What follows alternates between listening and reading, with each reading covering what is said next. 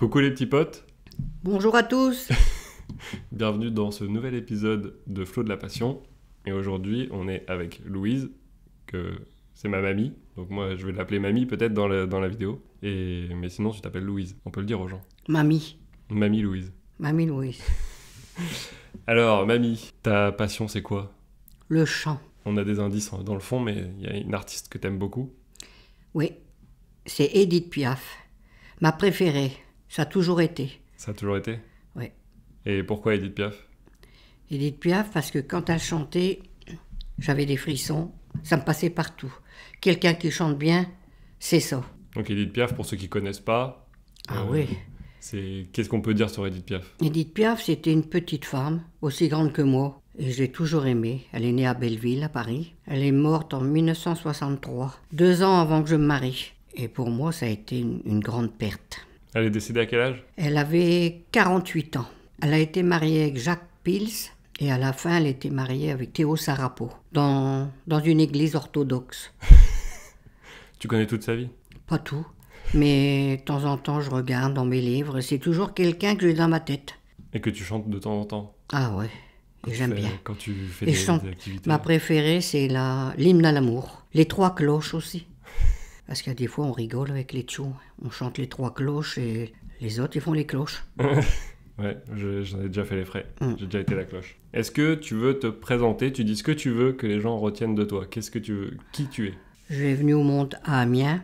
Et à l'âge de 21 jours, je suis partie chez la sœur de mon père qui m'a servi de maman toute ma vie. Et j'y pense encore tous les jours. Une belle vie. J'ai eu une belle vie dans les corons à Calendricoire.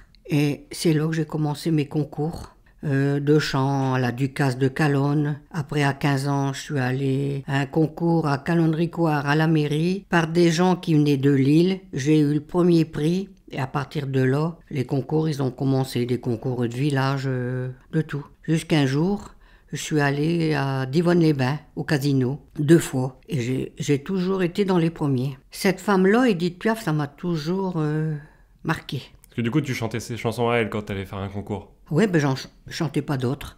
Et une fois, quand je suis allée à Lille, ils m'ont renvoyé des papiers en me disant que je devrais aussi... Piaf, ça m'allait bien avec ma voix, mais il aurait fallu aussi que je chante du Jacques Brel. Un jour, peut-être. T'as déjà essayé? Oui, j'ai déjà essayé. Parce que c'est aussi un sacré La bonheur. chanson « Tant qu'on a que l'amour, mon amour, toi et moi ». Ah oui, j'adore ça aussi. Hein. T'aimes bien les grandes voix, en fait. Oui, j'ai une voix grave. Hein. Alto, je suis alto. On m'a toujours dit, on va dans les altos. Voilà. Donc, c'est quelqu'un qui te l'a dit, toi, tu savais pas. Ah ouais, parce que j'ai voulu ma mère, elle a voulu m'apprendre mon solfège. Mais un truc pas possible. Hein. Des blanches, des noires, des rondes, non, non. Ça n'a jamais rentré dans l'eau. T'as toujours fait au feeling. Ouais, c'est toujours à l'oreille. Est-ce que tu sais dire d'où te vient cette passion pour le chant? Ah ben ça, je le sais pas. Je sais pas. J'ai toujours vu ma mère, c'est comme si elle m'avait adopté. Elle aimait bien chanter aussi. Des chansons tristes. Moi, c'est pas mieux non plus. Hein. Mais voilà, que j'ai toujours aimé. J'ai bercé mes petits-enfants avec des chansons d'Édith Piaf. Je confirme. Ouais. J'en ai toujours entendu, c'est vrai. Ah ouais, ouais. Il y en a, c'est... Ou même petit quinquin. Je l'ai bien chanté aussi à des coups, mais c'était toujours... Les tchos, ils étaient dans mes bras, mais je chantais d'Édith Piaf. Et voilà. Ouais. Et moi, de ce que je me souviens, quand tu chantais, pour moi, c'est quand j'entends Édith Piaf, t'avais la même voix à l'époque.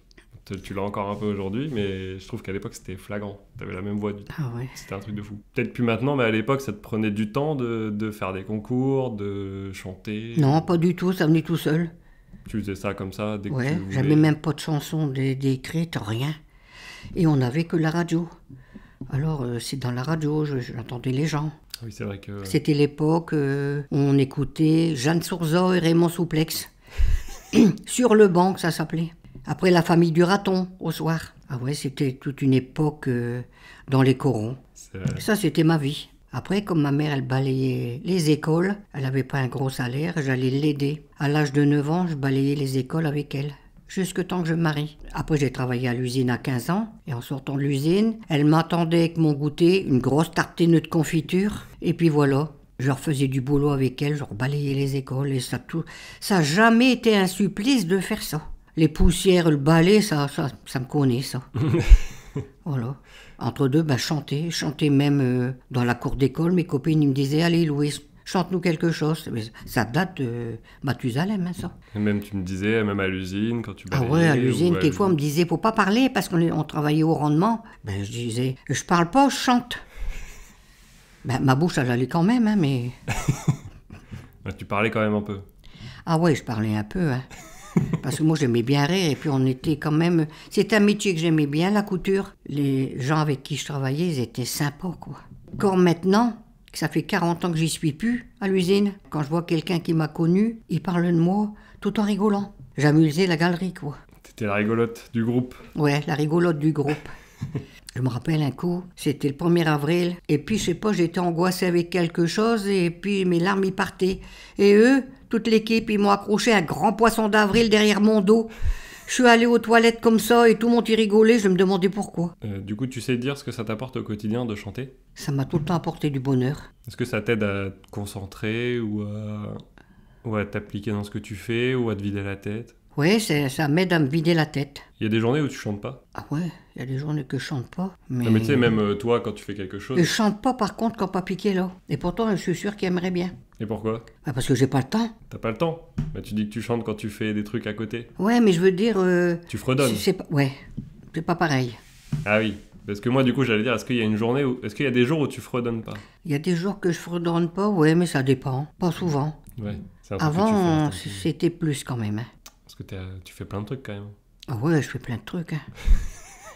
Je coupe mes cheveux, je fais tout, quoi. Toujours en chanson. Toujours en chanson. Et tu mets toujours de la musique dans ta maison ? Mais ça dépend. Il y a des musiques, ça me sort par la tête. Hein. Alors, je vais chercher mes DVD. Et tu mets... Mes CD, je les mets là-dedans, et puis hop, c'est reparti pour un tour. Donc tes CD d'Edith Piaf ? Ah ouais, Edith Piaf. Ouais, de toute manière, j'ai que ça. j'ai qu'Edith Piaf. Tu les connais, tu connais des chansons Je les par connais, cœur, oui. ou... Par contre, je vais mettre mon CD là-dedans. Les mots, ils me reviennent parce que je chante toujours le même maintenant. Hein. Depuis 20 ans non plus. À force, Dans ma tête, je m'en fous que j'ai l'âge là, mais c'est comme ça. Quoi. Du coup, j'allais dire depuis combien de temps tu as cette passion, mais du coup, tu sais pas dire depuis quand ? Oh, 5-6 ans. Depuis que tu as 5-6 ans. Ah ouais. Parce que j'allais dire Depuis que j'ai 5-6 ans, je chantais tout partout. Et ma mère, elle faisait des repas, de mariage, de communion. J'allais avec pour faire la vaisselle. Puis entre deux, hop, je chantais une chanson à des gens que je connaissais pas. Ouais, mais après, ils m'auraient gardé à table pour manger avec eux, pour toujours chanter après. Non, j'avais ça dans moi, quoi. Il y a beaucoup de fois où les gens, quand ils t'entendaient chanter... Ils pleurent. Oui, déjà. Mais il y en a aussi qui disent que t'avais la même voix qu'une voix... Ouais, une voix, une grosse voix. Bon, ici, je suis un peu mal à la gorge, quoi, mais j'aime bien. J'ai toujours aimé. C'est quelqu'un qui, quand tu l'écoutes, t'as tes poils de bras qui dressent. Donc s'il y a des gens qui nous écoutent et qui connaissent pas Edith Piaf, Il y en a qu'un, une fois au casino. L'orchestre était des Milanais, ils savaient pas un mot de français. Ils connaissaient pas Edith Piaf, et puis moi, j'avais pas de partition. Et puis, le monsieur de la SACEM, il me regarde, il dit... Bien sûr, j'ai fait rire tout le monde, parce que je suis arrivé, comme j'étais au camping, moi, j'ai pas dit que... Il me dit, à quel hôtel êtes-vous descendu ? Moi, je réponds, au camping municipal. J'allais pas mentir, les noms d'hôtels par là, je les connaissais pas, moi. On n'est pas des gens allés à l'hôtel, nous. Et puis, lui, de la SACEM, quand j'ai dit que j'allais chanter Edith Piaf, il a dit, moi, je ne l'aime pas. Puis au moment que j'allais lui répondre, le monsieur qui m'a reçu, qui avait un neuneu bientôt comme un manche à balai, il me dit, faut pas lui répondre. Parce que j'allais lui dire, bon, Edith Piaf, moi, je l'aime bien. Vous, peut-être, c'est Charles Aznavour ou bien tout ça. J'allais répondre ça. Alors, du coup, j'ai rien dit du tout. Parce que bien, ça sera envenimé dans la salle. Hein. Mais j'ai encore les photos du jury qu'ils étaient devant moi. Ouais. T'étais stressé ? Ouais. C'est un petit peu oppressant, mais après, quand je commence la chanson, c'est fini, ça. Hein. Ça, c'est comme mon permis de conduire que j'avais peur de passer. Hein. C'était pareil. Hein. Quand j'étais dès que c'est un examen, ça te fait peur ? Ah ouais. J'ai jamais voulu aller passer mon certificat d'études. Jamais. Donc pour ceux qui connaissent pas le certificat d'études, c'est un peu l'équivalent du brevet ou du bac. Brevet. Ouais. En ce temps-là, brevet, tu pouvais faire l'école avec. Hein. Tu pouvais être instituteur avec un brevet. Hein. Et puis, j'ai jamais voulu y aller. J'ai moins peur d'aller chanter que d'aller passer un examen. Mais par contre, pour mon permis de conduire, c'est le seul examen que j'ai passé dans ma vie. Et j'écorche toujours mon papier rose dans mon sac à main. C'est un examen pour moi. Bah oui, c'en est un. Quand la voiture auto-école elle arrivait, j'étais stressée, fallait pas que ton père il passe entre mes jambes. Personne. Puis quand auto-école a klaxonné que j'étais assis dans la voiture, mon stress il était passé. C'est drôle ça, hein? Bah c'est toujours comme ça en général quand t'es stressé pour une épreuve. Et après, une fois que t'es dedans, de toute façon, t'es concentré, donc tu t'oublies. Je me rappelle le premier coup que j'ai conduit, sur la route, il n'y a pas un monsieur avec son tuyau d'arrosage. Il voulait laver sa voiture, mais il a passé sur la route avec son tuyau, mais moi j'ai été obligée de passer dessus. Oh, ça m'avait... Vraiment, je dis ça à moi que ça arrive, ça. Et est-ce que la passion du chant, t'as déjà pensé à en faire ton métier? Ben, il y a des gens de Lille. Quand je suis passée à Calonne-Ricoire à 15 ans, c'était Victor Charrier et Édouard, je ne sais plus comment, Rombaud, quelque chose comme ça, qu'ils ont écrit, ils ont venu voir ma mère. Mais moi, elle me l'a jamais dit, parce qu'elle voulait pas que je m'en aille sûrement. Et c'est mon cousin qui a dit, tu sais, il y a 2 messieurs habillés en costume qui sont venus voir Mémé pour qu'elle te laisse partir avec un chanteur, et moi j'aurais chanté entre deux. Mais ça, je l'ai su, ça faisait bien 6 mois que c'était passé. Mais je crois pas que je serais partie de mon coin. Moi, ma vie, c'était dans les corons, dans les mines. Me voir partir là-bas, quitter tout, ma région, non. Non, je chantais pour moi et puis pour ma famille, quoi. T'aurais pas aimé en faire ton métier? Ou alors, Non. en tout cas, dans le coin? Non. Non, pas partir là-bas. Je suis quelqu'un qui est fort attaché ici. D'abord, je peux partir en vacances. Je fais des photos quand je reviens, quand je vois les terris de charbon. J'ai dit, oh, que je suis contente d'être revenue dans mon coin. Ah ouais, t'as beau faire, hein, c'est comme ça. Ouais. Tu serais forcément revenu, si t'avais fait des tournées, tu serais revenu. Oh. Puis moi, je voulais pas avoir une grosse tête comme tout le monde qui a maintenant. Hein. Après, c'est toi qui décides. Non, j'ai jamais voulu partir. Donc si elle te l'avait dit, t'aurais peut-être dit non. Ben, j'aurais été voir d'abord qu'est-ce qu'ils me voulaient vraiment, quoi. Parce que tout était enregistré dans un camion à cette époque-là. Et ils m'ont fait voir, mais ça passait à la radio, on n'avait pas de télé. Ils ont dit, vous allez passer peut-être samedi ici ou samedi d'après. Alors la radio, elle a été pendant 2-3 samedis en suivant. Hein. Mais quand j'ai passé, ma mère, elle a couru tout partout, tapé aux portes pour dire que je passais à la radio. C'était quelque chose de bien pour elle, quoi. Il y a des fois, c'est elle qui allait m'inscrire au concours. Hein. Elle me disait, bon, ben dimanche, tu vas chanter là-bas chez Ringard. Hein. Eh ben, sans me le dire. Mais moi, ça me faisait rien, ça. Mais je veux dire, j'aurais voulu le savoir la veille, quoi, pour répéter. Ben non. C'était au feeling. Au feeling. En même temps, si t'avais fait carrière, imagine, ça veut dire que t'aurais chanté tes propres chansons, t'aurais aimé chanter des chansons à toi? Ah non, j'aurais fait comme Chimène Badi, là. En ce moment, elle chante que du Piaf. Ben moi, j'aurais fait la même chose. T'aurais pas voulu avoir des chansons à toi? Ah non. Mais moi, j'aurais chanté à patois, hein, si j'avais fait mes chansons à moi. Alors, c'est pas la peine. Hein. C'est quoi ton meilleur souvenir qui est lié à ta passion du chant? C'est ton meilleur souvenir? Mon meilleur souvenir à la passion du chant? C'est pas que j'en ai un meilleur souvenir, c'est tous des beaux souvenirs. Mais j'aurais voulu un jour aller voir la Piole, ou c'est qu'elle était dite Piaf, à l'Olympia. J'aurais voulu aller à l'Olympia voir, comment on appelle ça? Où est-ce qu'elle attend avant de chanter? Comment? C'est pas une chambre, c'est là qu'ils attendent avant de passer. Une loge? Sa loge. Et il paraît qu'il faut y aller parce qu'il y a sa robe. Ben, l'autre fois, j'ai vu un monsieur qui l'a acheté. Mais si j'avais des sous dans la vie, il n'aurait pas eu sa robe. Hein. J'aurais acheté un mannequin, je l'aurais mis dans ma chambre. Hein. Ah ouais. Moi, je suis allée déjà au Père-Lachaise voir sa tombe. Hein. C'est comme si qu'elle faisait partie de ma famille. T'as une sorte de connexion? Oui, elle était croyante. Elle aimait bien Sainte-Thérèse de Lisieux. Et à l'âge de 5 ans ou 6 ans, Édith Piaf, elle est devenue aveugle. Et sa grand-mère, elle l'a conduit à Lisieux. Elle a retrouvé la vue. Et moi, à Sainte-Thérèse, quand je passe par la Normandie, je dois aller là-bas, je vais toujours là. C'est pas loin, mais je veux dire, avant, dans ma tête, Lourdes ou bien Lisieux, c'était très très loin, quoi. Je croyais qu'il fallait prendre l'avion, moi, pour aller là, avant. Oui, on voyageait pas autant que maintenant. Ah non, avant c'était comme ça, ouais. J'avais même pas de vélo, ouais. On faisait tout à pied. Tous les dimanches, on allait au bal ou bien le samedi. L'après-midi, j'avais pas le droit d'aller au soir, hein. Mais j'allais au bal à pied. Il n'y avait pas de voiture, il n'y avait pas de vélo. C'était rare, c'était vraiment quelqu'un de riche qui avait une voiture à cette époque-là, quoi. Mais du coup, est-ce qu'on a dit ton meilleur souvenir là, lié à ta passion? Mon meilleur souvenir? Ben, c'est quand je chantais à Calonne. J'ai encore, regarde là-dedans, je dois encore... Regarde la coupe qui est là. C'est un concours que j'ai fait à Calonne. Là.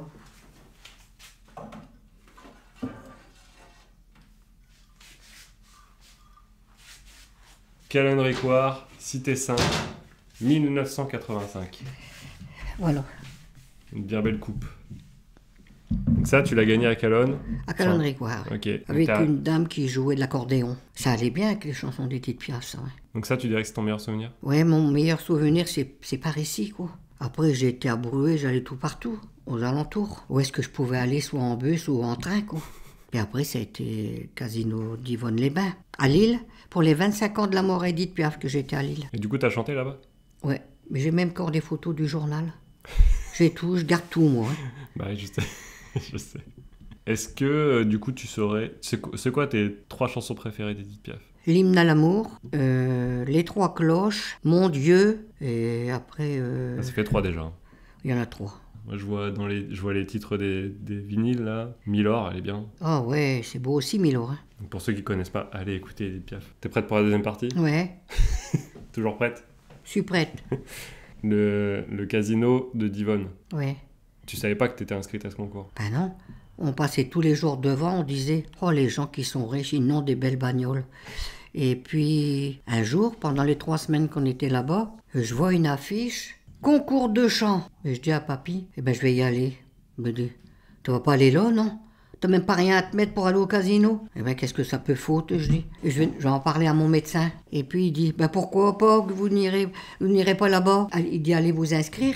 Si bien il y en a un qui travaille dans les thermes, là, il va aller aussi. Bon, voilà, je vais m'inscrire. Mais il a fallu aller au moins 2-3 fois répéter. Ben, j'ai encore tout, ma robe que j'avais mis. La deuxième fois, j'ai trouvé une petite robe noire et je l'avais mis aussi. Et ben c'est là que celui du casino qui m'a reçu, puis qui m'a dit... Alors là, c'était un fou rire, mais il voyait déjà à ma tête que j'étais pas triste, quoi. C'est quand il m'a dit « À quel hôtel êtes-vous descendu, madame ?» Ben je dis « Au camping municipal. » Alors là, c'était le rire dans le machin. J'étais contente, quoi. Mais par contre, le jeune homme qui chantait avec moi, lui, a tellement eu peur que le rideau, il s'est ouvert, il n'a pas voulu passer, puis il y a eu une syncope. Ah. Il est tombé, ouais. Il a été stressé, quoi. Mais les gens... Parce que moi, des machines à sous, je connais pas au casino. Hein. J'ai rentré au casino pour le premier coup de ma vie, là. Hein. Et ben, ils ont arrêté les jeux pour venir me voir. Tout le monde y passait sa tête. T'as chanté une chanson? J'ai chanté l'hymne à l'amour. C'était un passage et t'avais un jury et... Ah ouais, il y avait le jury. Ouais. T'es arrivé deuxième, première? Troisième. J'arrivais troisième. Mais il a fallu que j'y retourne 2 fois. L'année d'après, j'y suis allé. Ben, c'était le même truc. J'ai encore gagné. Après, il faut revenir pour la finale. Tu sais qu'est-ce que j'ai eu? Ben, c'est une petite bouteille de champagne comme ça. Ils ne donnaient pas rien, pas de l'eau. Hein. C'était pour amener du monde sûrement au casino. Hein. Mais tu voyais tout le monde. Ah si, j'ai eu une visite gratuite. Toutes les cuisines en dessous. Ils m'ont fait visiter toutes les cuisines. Puis après, ils m'ont donné un casse-croûte. Ça valait le coup ou pas? Oh, ouais, ça valait le coup. Tu sais pas ce qui se passe en dessous. Bah ouais, t'as vu les coulisses du casino. Ouais, mais sinon, c'était bien, quoi. Mais les premiers que j'ai fait, de concours, Calonne, j'étais connue. Hein. Alors, ma mère, elle est allée en douce pour m'inscrire, quoi.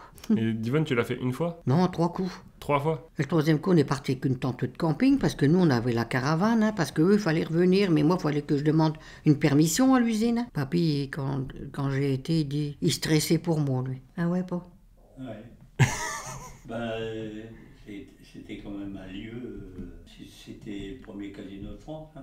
Ouais, c'était la classe. Hein. Ouais, c'est la classe. Hein. Je réfléchis à ce que j'ai ce que moi j'ai en tête comme anecdote sur le chant avec toi. Il y avait une fois où il y a un monsieur dans un camping qui s'est arrêté parce qu'il t'a entendu chanter. Ah ouais, ça c'était dans le camping de Bains-les-Bains. Un petit camping familial, on n'était vraiment pas beaucoup. Il faisait un temps pourri.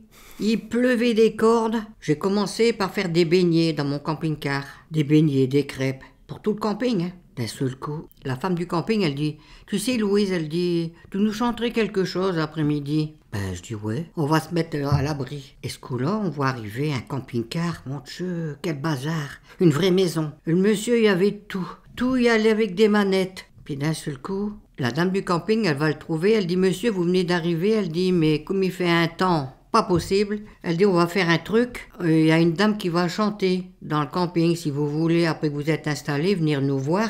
On va se mettre à l'abri. Il y avait un apprenti. Alors on s'est mis là. Mais monsieur, on ne l'avait jamais vu, nous. On ne connaissait pas. Un grand monsieur. À côté de moi, vraiment, c'était un grand. Hein. Yves, là, qui arrive. Il s'est installé, mais il est encore arrivé avec son téléphone portable, tout. Il me regarde, je commence ma chanson et je le vois pleurer, le monsieur. En même temps, son téléphone il sonne. C'était sa fille. Il a dit, je raccroche parce que je vois la môme devant moi, qui dit. Et il a fait pleurer tout le monde. Moi, je pleurais en le voyant. Et lui, c'était en me regardant qu'il pleurait. Et voilà que quand j'ai eu fini, il est venu m'embrasser avec sa femme, puis il dit, vous savez, je vais vous dire, c'était un haut placé dans le garage Mercedes à Paris. Il dit, moi j'ai connu Edith Piaf. Il dit, vous m'avez fait penser à elle. Quand mon téléphone y a sonné, je vais vous dire, c'était ma fille, j'ai raccroché. Et après, je lui ai expliqué, il dit, j'ai vu la môme devant moi. Mais ça m'avait fait plaisir, ouais. Parce que du coup, pour ceux qui ne savent puis, pas, la môme, c'était le surnom de Piaf.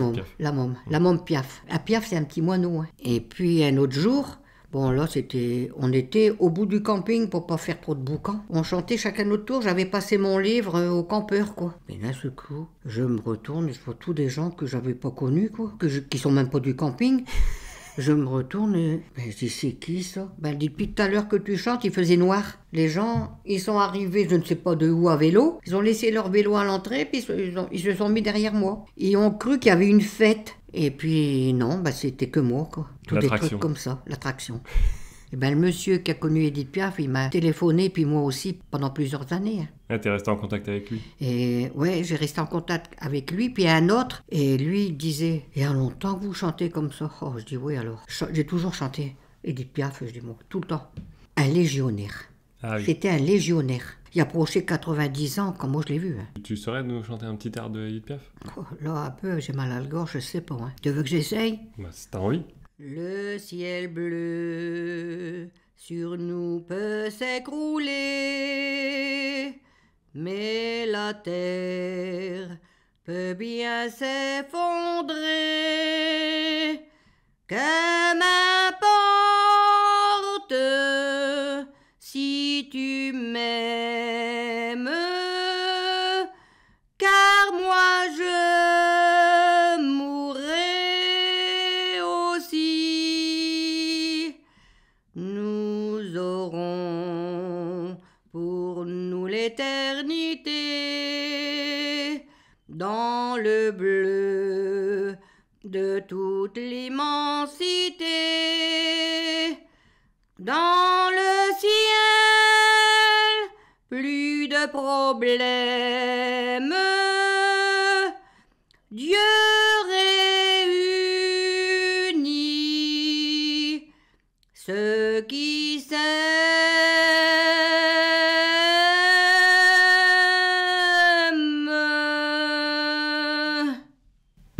Voilà. Bravo. C'est dommage que que j'ai mal de la gorge, là, ouais. Ouais, mais quand même, t'as envoyé, là. Ouais. T'as quand même un coffre de ouf, hein. Moi, j'entends pas fort, rien que ça. C'est pour ça, Pourtant, tu t'entends, là. Ouais, là, je m'entends, là. Tu chantes quand même trop bien. C'est dans moi, ça, ouais. J'ai une grosse voix, moi. Bon, c'était pour vous faire plaisir à tout le monde, quoi. Ah moi, ça m'a fait trop plaisir. J'adore. Moi, tu sais que j'adore quand tu chantes. Merci, mamie. De rien. C'est moi qui te remercie. Je suis content que t'es là et que tout s'est passé bien. Ouais, tout s'est bien. Il y a peut-être des gens qui comprennent pas tout, qui sont pas de par ici, et puis que le patois, ils aiment pas trop, mais ça fait rien. Moi, j'aime bien. Merci, Lolo. De rien. Merci à toi. Et puis, on dit au revoir à tout le monde, alors. Allez, bonne journée à tous. Bon dimanche. À bientôt, peut-être. Ouais, j'espère. Allez, ciao. Merci.